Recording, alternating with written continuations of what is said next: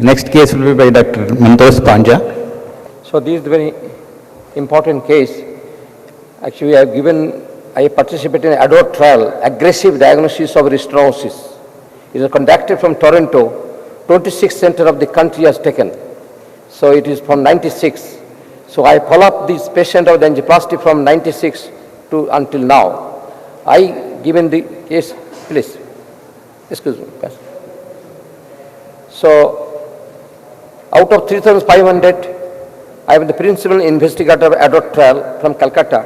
You put it, first slide.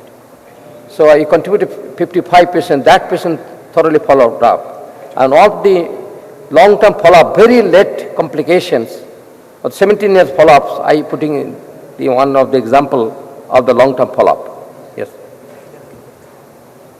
No, Dr. Panja, PNJ.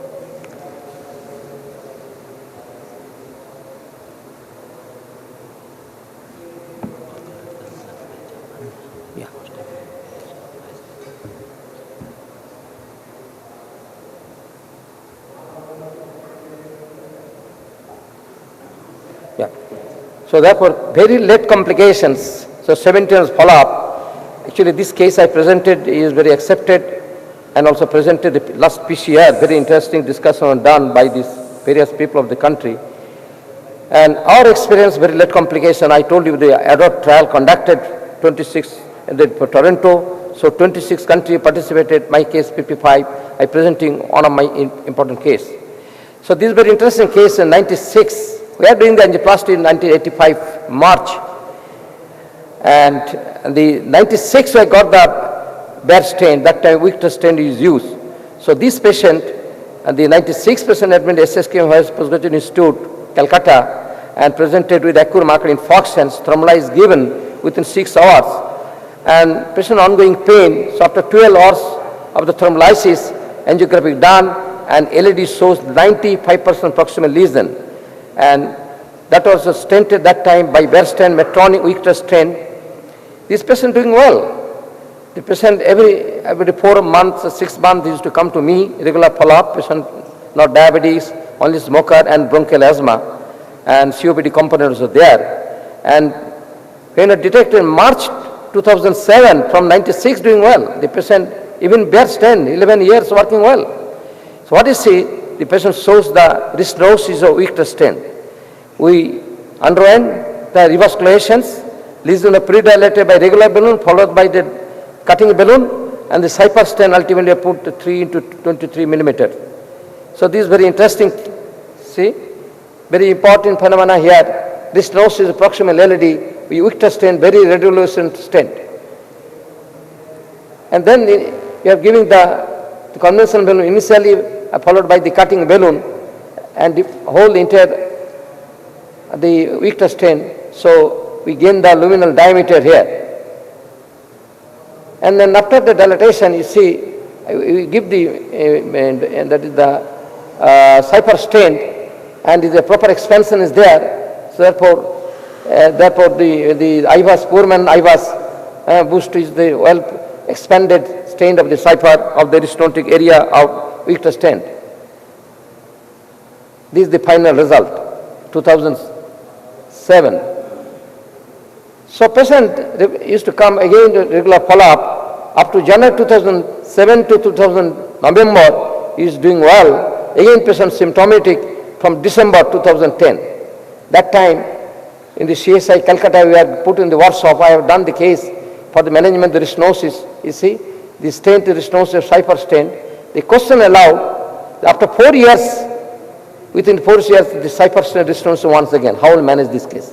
So first is the Victor's Medtronic stent, bear stent, then Cypher stent restenosis. How will manage?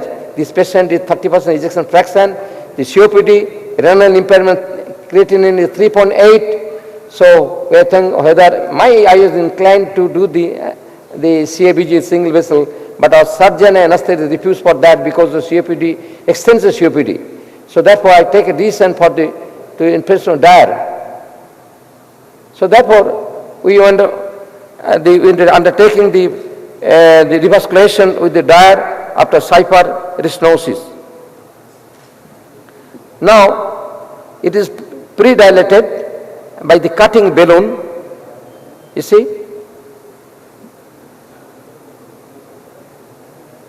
So repeated the cutting balloon employed there.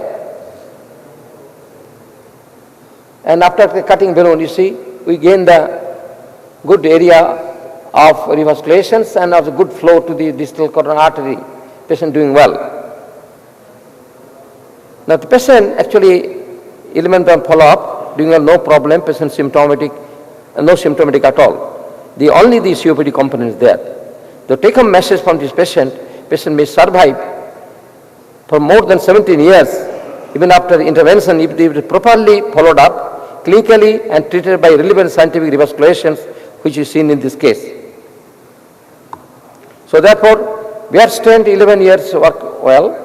Then 2007, this drug-eluting, that is the Cypher is used. After 4 years of Cypher, again restenosis, treated by the DAIR balloon. Patient doing well. So, what is your experience about drug-eluting balloons? Are they available in long lengths, and what are the sizes available? DAIR stents and DAIR balloon. Oh, it was the 26 millimeter, 3 into 26. What is the maximum length available? So maximum there is also, it is the maximum 26 available. Suppose and measure appropriate size is there. Suppose a lesion is more than that, what do you Oh, do? there is very difficult to problem. Yeah.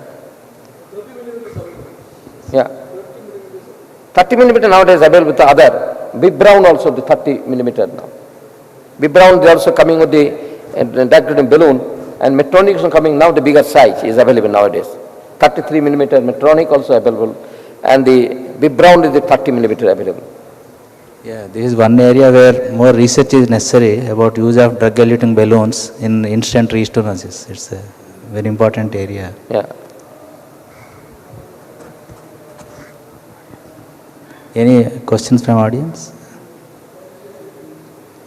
If there are no questions. I don't know what the answer. If it is again restenosis develop, Yeah. so that is the problem, how will manage this thing. I think balloon to be repeated. I take your opinion. Again, that is the drug-coated balloon. We cannot do anything because the COPD is very, very patient-centric, very important. If there are no more questions, we thank you so much.